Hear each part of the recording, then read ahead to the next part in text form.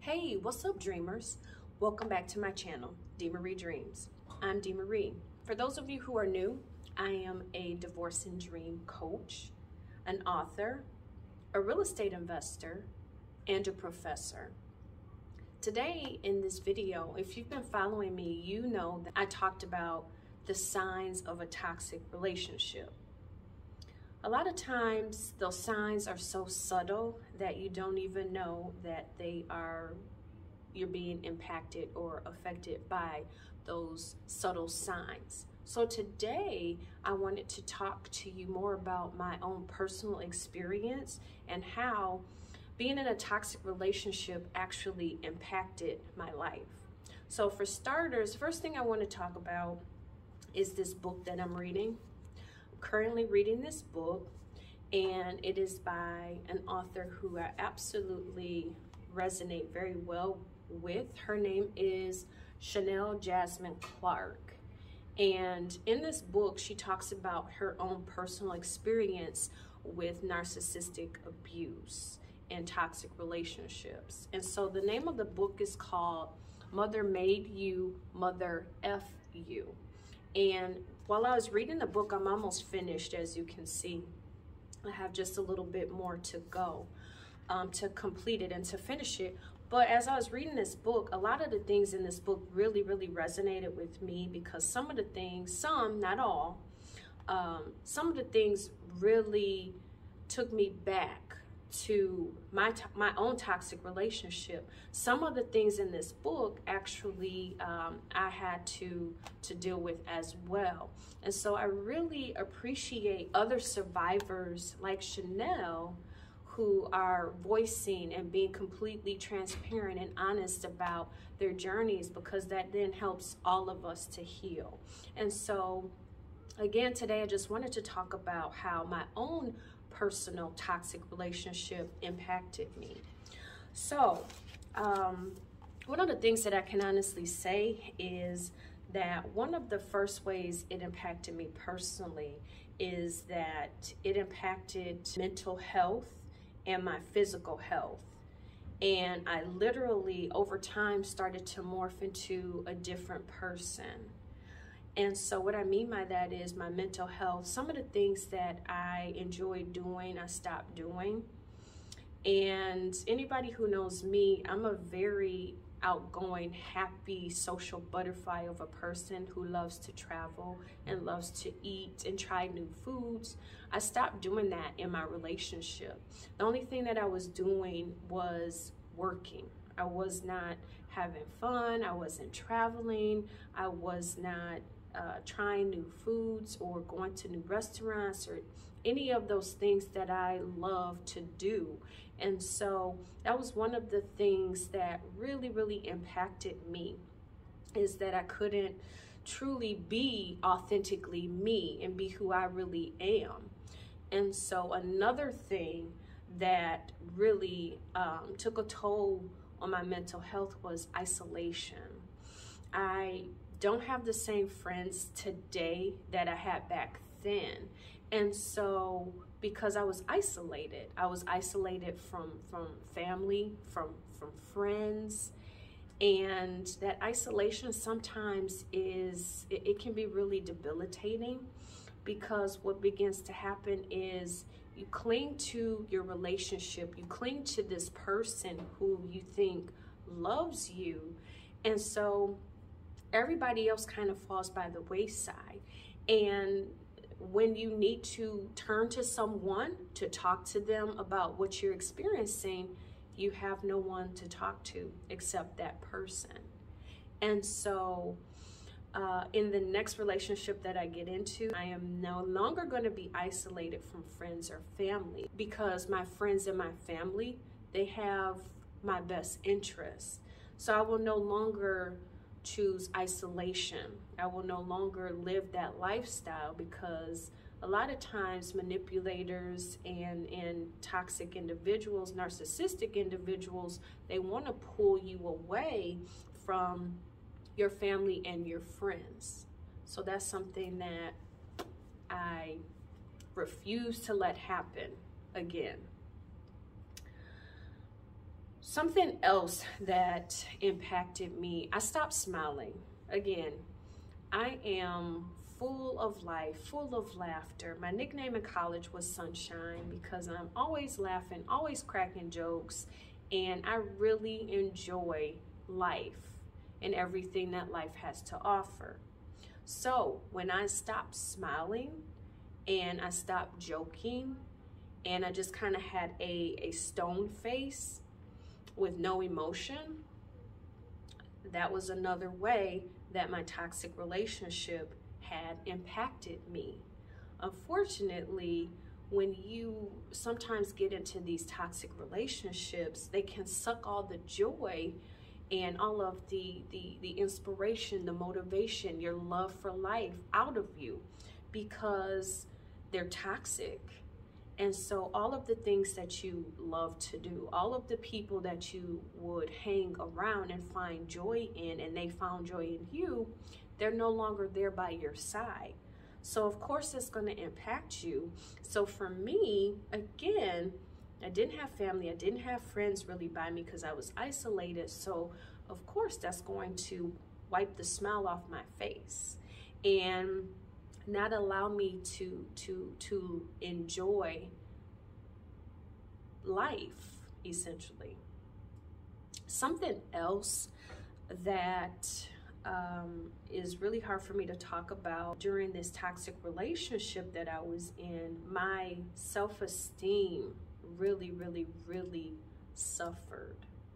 I was in a constant state of negativity and in negative thoughts and just negative environment, negative surrounding. And again, that's what a toxic relationship is. It's a lot of negativity and a lot of poison that's being spewed to you. And so my self-esteem suffered because of all of these things that were happening to me. So it was kind of like a domino effect. Essentially, it was, first all of my friends started to just vanish and disappear. And became isolated from them, isolated from family. And then, I stopped traveling. I'm no longer traveling, doing some of the things that I enjoyed doing. I'm no longer smiling or enjoying life. And that all can really weigh heavily on a person's self-esteem. And so for me, my self-esteem took a hit because of all these other things that were happening. And so it can be really traumatic, any type of abuse or any type of toxic relationship, because they affect everyone differently.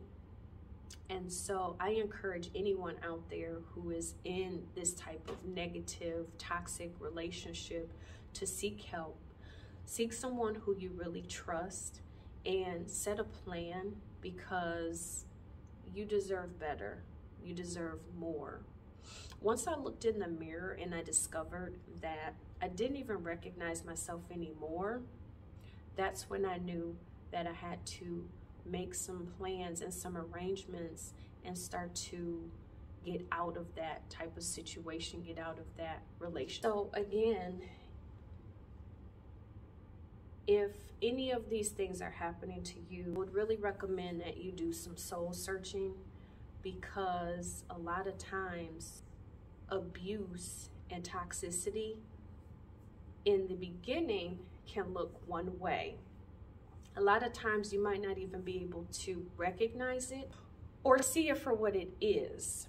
And so just beware, just be aware of some of the signs. Be aware of how certain things are impacting you. Be aware of if your family and your friends are distancing themselves. Be aware if this one person in your relationship is your whole entire world. That's not healthy. And so for me, I looked in the mirror, didn't recognize myself, and that's when I knew, for me, this relationship is not serving me and I have to go. I can honestly say I have pictures a few years back where I was a few years younger. But one of the most devastating things is looking at those pictures today. In those pictures today, when I look at them, I see someone who is so stressed out. I see someone whose heart was palpitating from the stress and the burden of such a toxic situation. I see someone who looks older, and that's sad because I'm older today than I was back then, but yet back then, going through that situation, I look years older. And so it has started to take a toll on everything, my mental health, my physical health. The dark circles under my eyes on those pictures from a few years back are so pronounced. You can see that I'm literally wasting away. Literally wasting away. I was being robbed of my self-esteem, being robbed of my happiness, of the things that I take pride and pleasure in this world. I was being robbed of those things while I was in that relationship. So when you see me today, you see a completely different woman. I'm stronger, I'm better, and I've grown through so many things, and I've learned through so many things. One of the things that I will never let happen again, if I can help it, is I know what to look for. I know not to ignore red flags or not to paint them pink. I know how someone should speak to me. I know how someone should love me or treat me now. And unfortunately, I had to go through a bad situation to learn those lessons. But I stand before you today improved. I refer to myself as 2.0 because a lot of times I do feel like a different person, a completely different person. I'm stronger, I'm better, and I made it. I don't consider myself a victim. I consider myself a survivor. People who have endured this type of abuse, narcissistic abuse, toxic relationships, and you're still standing to tell your story, to help someone else, we're powerful, we're strong. And again, I learned in therapy that a lot of the things that attracted me to that relationship were things that were broken within me. It was a lot of brokenness from childhood traumas. And so once I went through therapy and I decided to better myself, improve myself, and really do the healing, I'm so thankful. I'm so thankful that I'm here today. So again, I hope that this video has helped. I hope that if you are going through a similar situation, that you take a stand, love yourself enough to walk away, and know that you deserve better. Next week, I hope to talk about healthy relationships, because we've spent quite a bit of time of talking about toxic relationships. So now let's turn the focus to healthy relationships. I hope this video has helped you. Thank you so much for watching, and join me on Instagram to continue this conversation. But I'll see you in the next one.